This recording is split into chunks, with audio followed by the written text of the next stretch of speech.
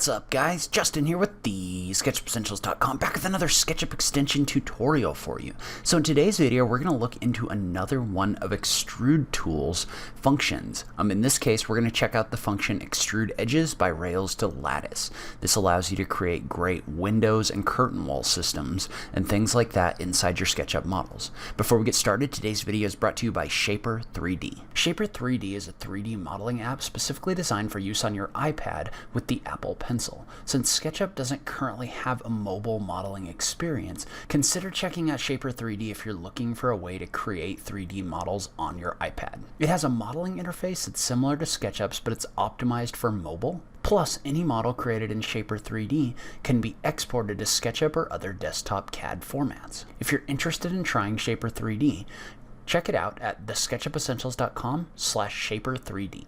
Now let's go ahead and just jump into it. Alright, so this video is a part of my series on Extrude Tools.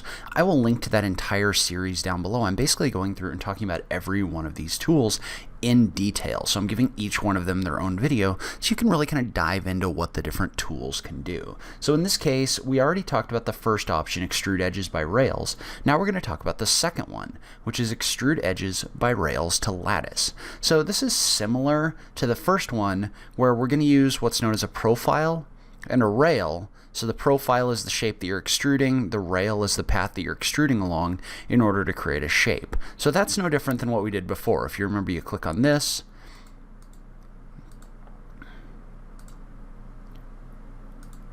and you can create a face. So very simple. You can basically use an edge to extrude into a face. Well, what this tool does is this combines this with the ability to create a lattice. And so what a lattice is basically every one of those faces that gets created now gets offset and push-pulled. And so let's talk about how it works a little bit. So we're going to go ahead and we're going to activate Extrude Edges by Rails to Lattice. And so again, our profile is going to be this first line. That's what we want to extrude. The second is going to be our first rail curve. And so the first rail curve is the path we want this to go along. In this case, we don't have a second rail curve, so we're just going to set that to the same as the first rail curve. And then the last option is select the melding profile curve. And if you remember, that's if you have a shape that you want this to turn into on the other side. In this case, we don't, so we're just going to click on this line. And so what you're going to get in here is you're going to get a bunch of guide points where this starts to figure out where your edges are going to go. And this gives you a few different options, and we'll look at all of these in a second. Generally speaking, you want to create the option for lattice from profiles and rails, because I'm pretty sure that's the only one in here that allows it to actually create the lattice. So I'm going to go ahead and click on profiles, rails, and I'm going to click OK. Then the next option is it's going to ask if I want the lattice as lines or if I want them as 3D. So if I want them as lines, it's just going to create those faces kind of like the first tool does. If we create 3D, which is what I'm going to click on, then this is going to go through and extrude these and make it into almost a glass assembly. So in this case, I'm going to click OK.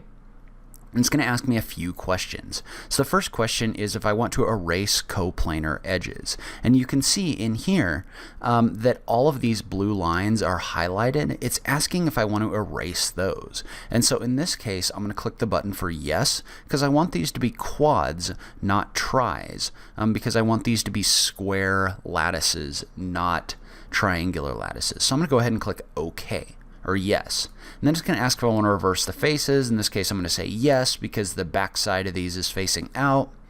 And then it's going to give me options for how I want to extrude my lattice. And so this basically is asking you how we want this to offset these edges, as well as how deep it wants our window pane to be created, and how inset we want them to be. And so in this case, we're going to leave our lattice material as default. That's going to be the material that's created around the edges. And then the pane material, in this case, we're going to click on the option for glass. I'll show you what the none option does in a second.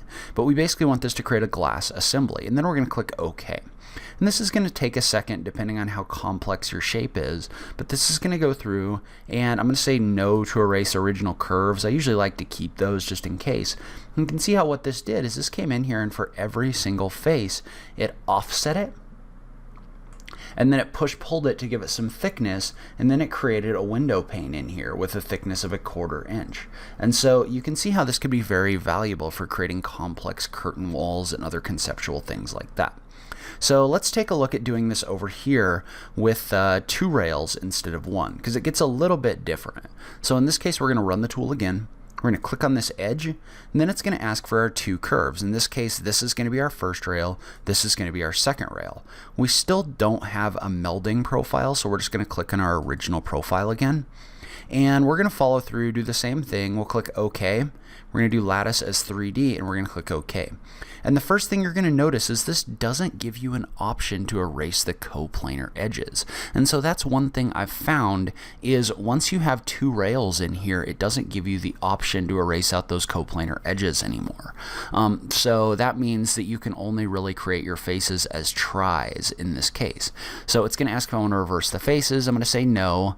I'm going to do the same thing where I'm going to set my pane material to glass, and we'll go ahead and set our lattice material to like black or something like that, and click OK. And so this is going to do the same thing. It may take a little bit longer in this case because there's actually more faces that this has to offset. It's going to ask if we want to erase the original curves, and we'll say no.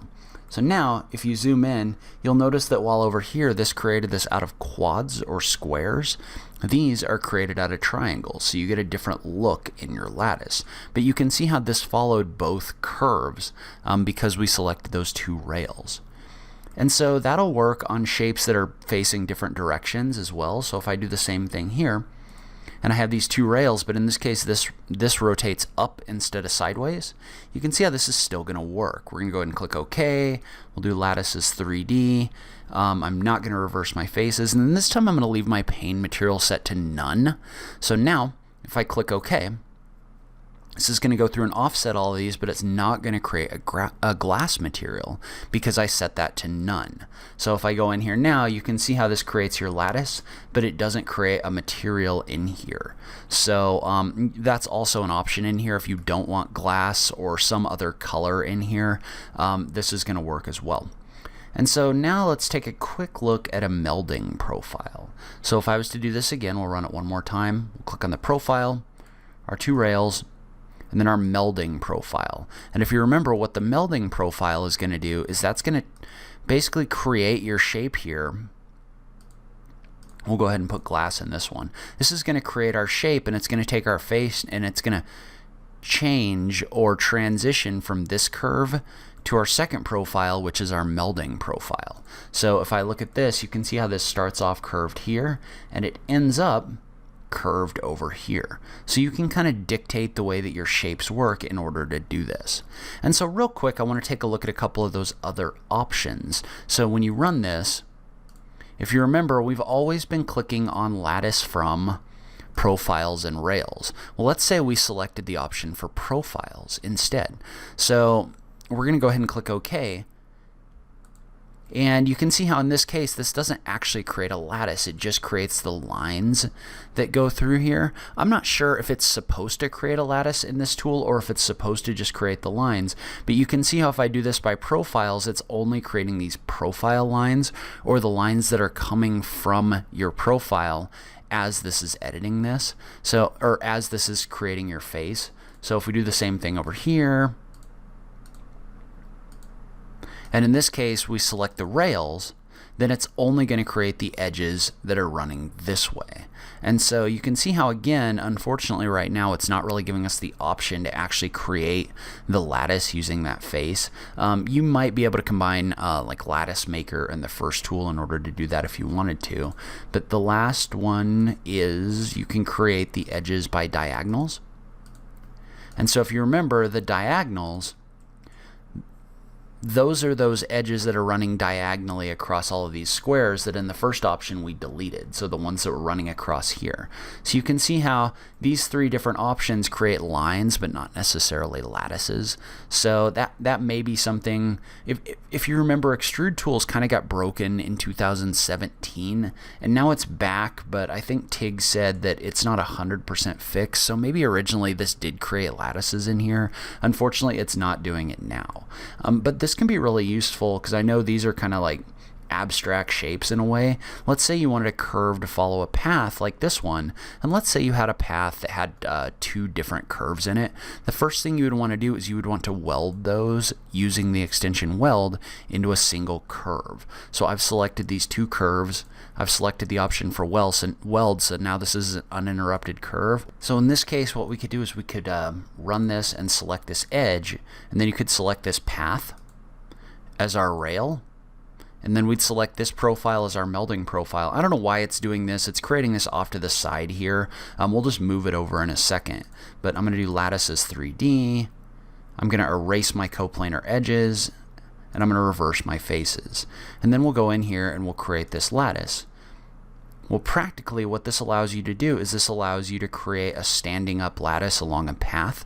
So if you wanted to extrude this curve along this path, you can see how you can do this using the extension weld. And then all I would do in this case is I would just move this across, because I don't know why it's creating it over here, but you can see how it's really easy to move this along this path. So you can see how you can create a curving wall like this one that follows a double curving path. And so same thing would work over here, and let's say we'll go ahead and do it with a melding profile as well. We'll go ahead and pick that one. So I would need to weld these 2 curves into an individual curve for this to work.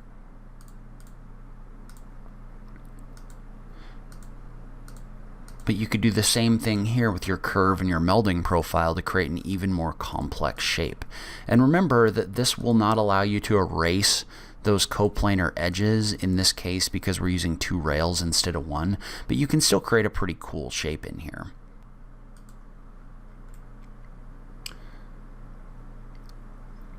So you can see how this would allow you to create a fairly complex surface as well. And then finally, there's some other applications for this if you get creative. So in this case, we could actually use this to create a sphere. And the important thing is all of these edges need to have the same number of segments. But you could do this where you could run this. You could set this as your profile curve, you could set these 2 as your rails, and then you could set this one as your melding profile. And you can see how you could actually come in here and create a lattice that follows along this sphere.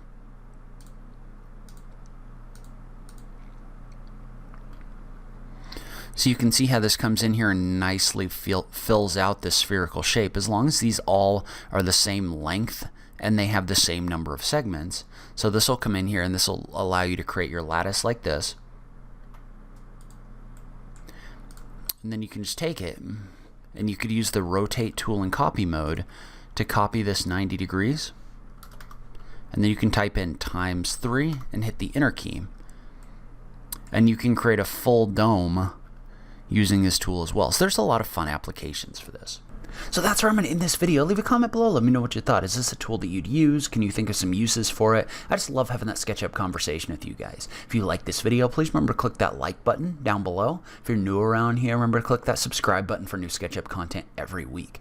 As always, if you like what I'm doing in this channel, please consider supporting me on Patreon. Every little bit helps, even if it's only $1 a month. So make sure you check out that link in the notes down below. But in any case, thank you so much for taking the time to watch this. I really appreciate it, and I will catch you in the next video. Thanks, guys.